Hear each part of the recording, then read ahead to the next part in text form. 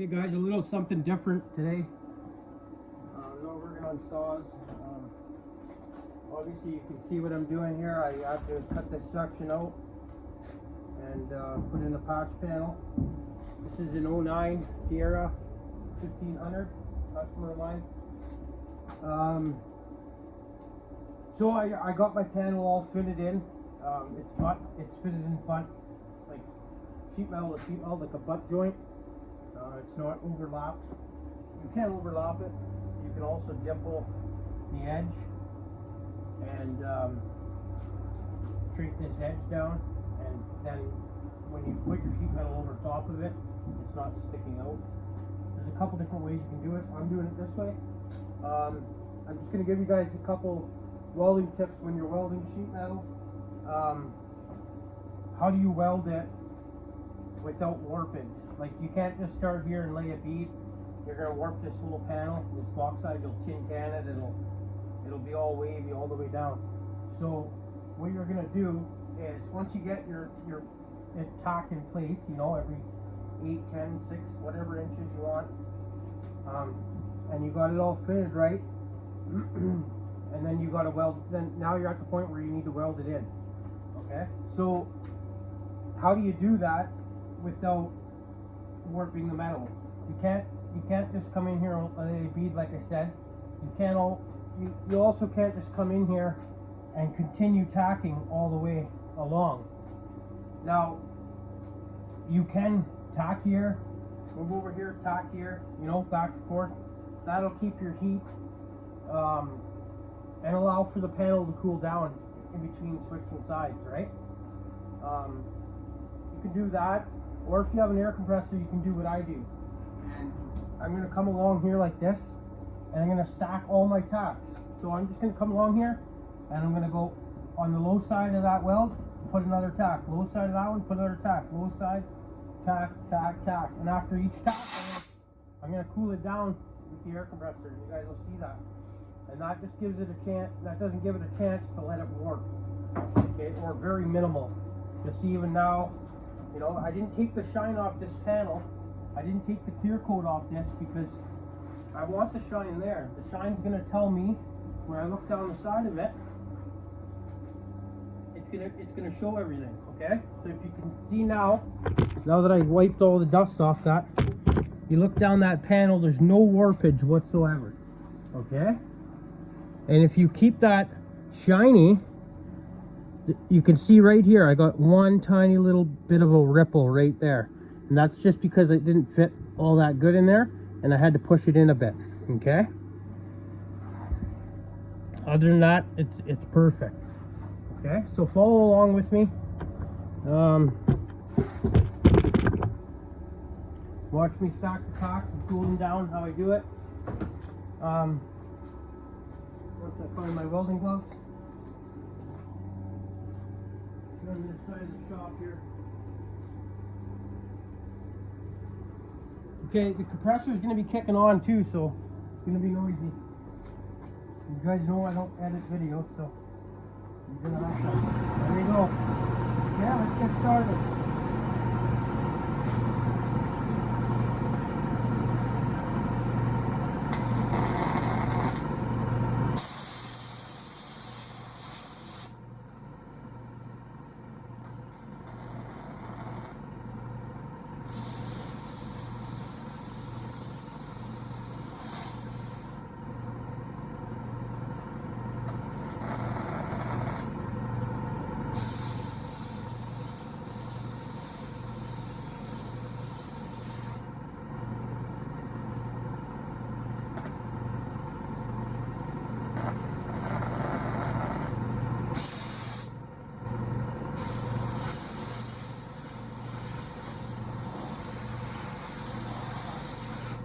Time, guys, when you're up to, well, we're doing body work for days if you're up there.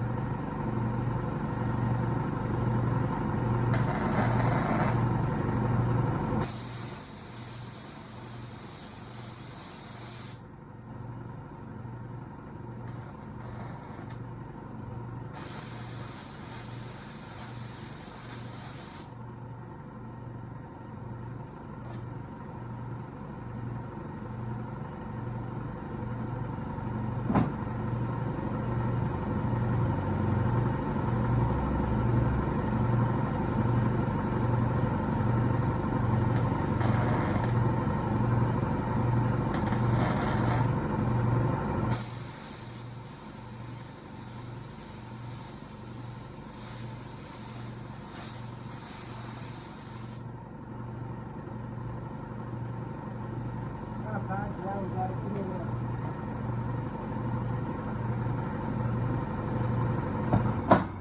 I gotta clean up this ground.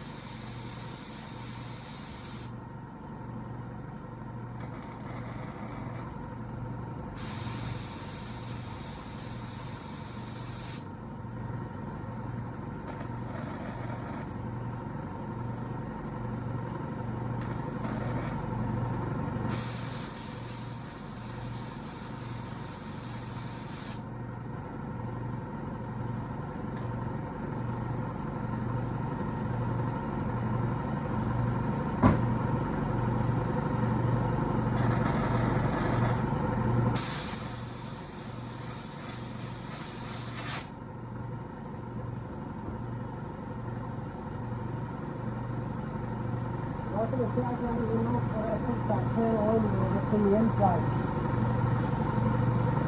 So I'm going to check right now, see how hot it is. Okay, it's cold. Slightly cold. That's the last one I just felt. My finger's right on it. Doesn't hurt. It's absolutely cold. Every one of them, okay? And check every once in a while, make sure you're not building up heat in your panel. Like I said, guys, you don't want warpage because then you're going to be putting putty on it like there's no tomorrow. And you're not going to have a good outcome. Okay, I'm happy with that so far. I am going to, just to help, because I find it's not, you know, rounding out properly. What I'm going to do is I'm going to grab another die grinder and I'm going to put a wire wheel in it, and I'm just going to clean the slag off of each tack because I'm using flux for the wire. The door's open, the wind's coming through. Pretty well. Welding with gas just wouldn't work in this situation. So let's, what was I doing? Oh, grabbing a wire wheel right here.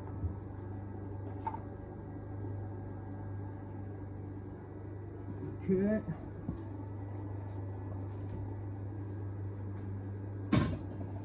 Typically, I run that wire wheel in my 90-degree die grinder. Just because the way it is, it's a cup, you know. Just, but I need this for sanding, and I only have one 90-degree, so we're going to use this straight.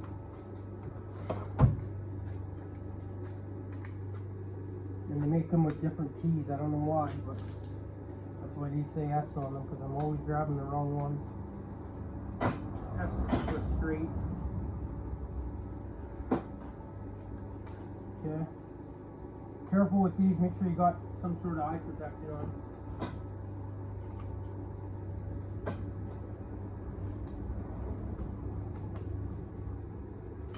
Okay. Down there. This cleans it up, makes tacking it easier.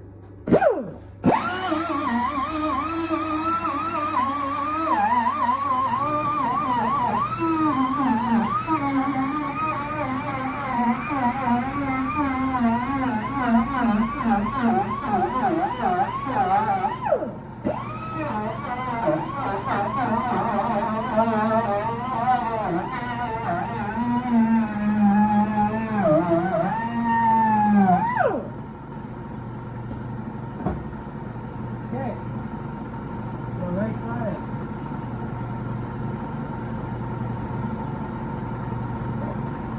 Have your blow gun and start tacking again, guys. Maybe I'll start it this way. Come towards you guys.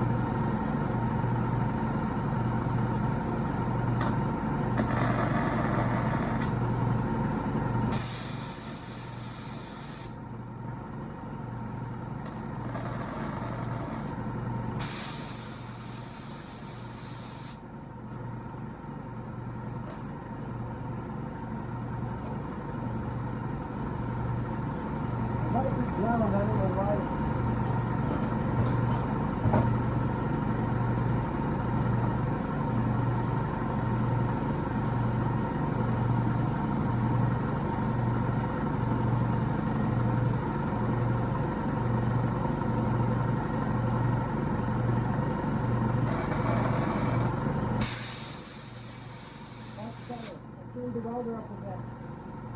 Getting a nice flat attack now. That's better.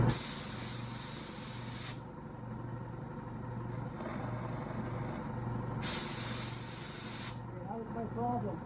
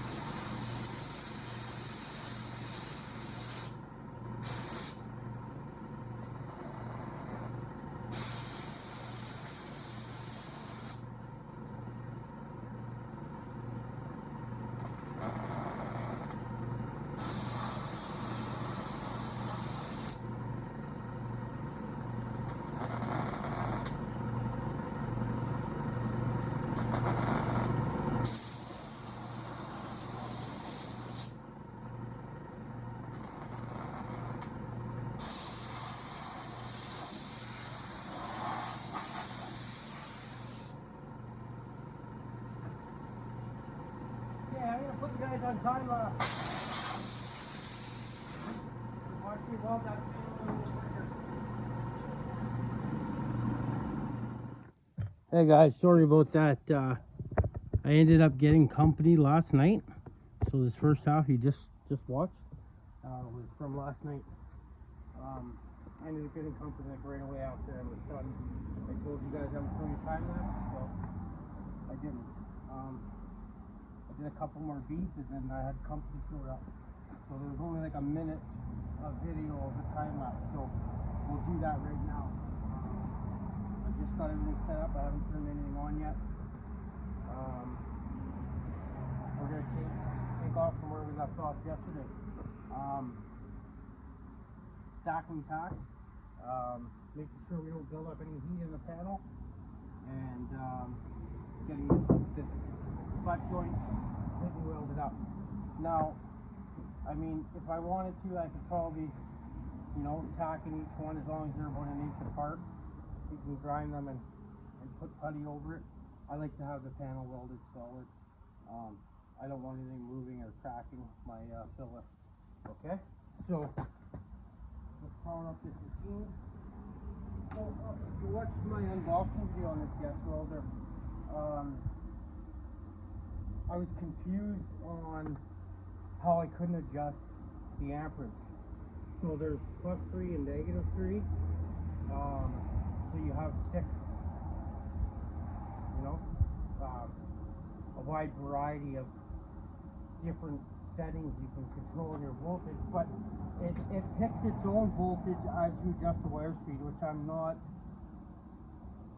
too fond of. I like to be able to dial my machine in exactly how I want it, and not being able to control it exactly is kind of a bad feature for me. And they call it a Yes Welder 135 Pro.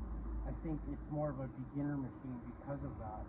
If I was able to dial it in better on my own, and I'm used to dialing in my wire speed and my amperage, whereas this, you can change the voltage, but you can only go up or down a little bit. Like it picks it. If you find it's a little bit too hot, you can turn it down a little bit, but you can't completely control it. I don't know if it's just me or I'm not used to it. I like to be able to dial my machine in.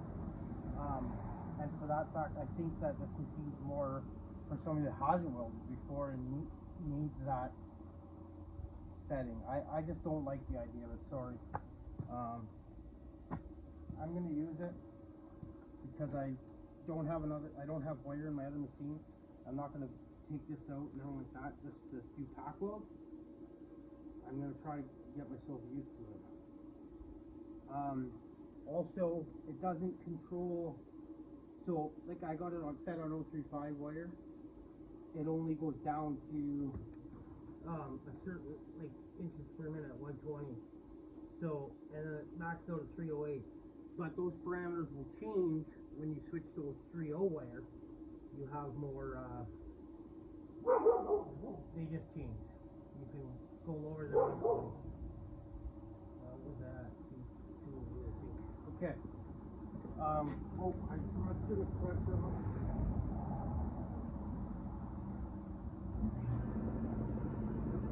As you guys can see, I'm outside. It's absolutely gorgeous out here today. We've had like -3 weather at night, -5 degrees Celsius, stuff like that, frost. Today is beautiful. I'm in a sweater, but the sun's poking out through there. That's why I got you a bit on an angle, not facing the panel because the sun's right here above me. So I am in the shade because my house is a tree, but you guys should have a decent view. I can't turn you anymore because you'll get that glare. I am going to go turn my regulator down a little bit. Just so I'm not blasting. I find sometimes it blasts too much air and it kind of, if it's still super hot, it'll kind of blow the puddle.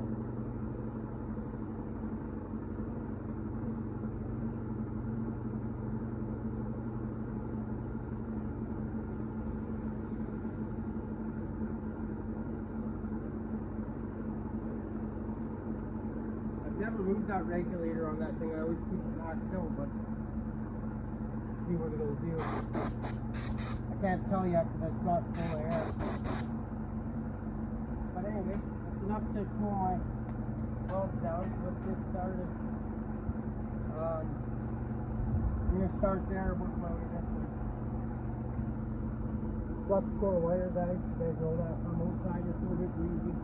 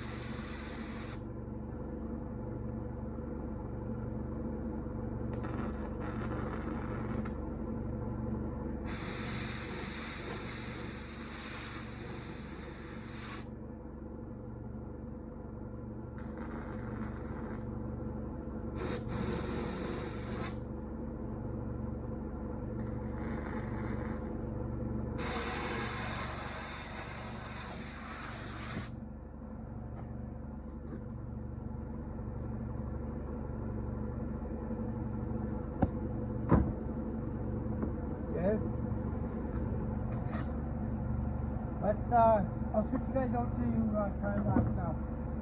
Then I can at least listen to my radio. We're getting any copyright. Okay.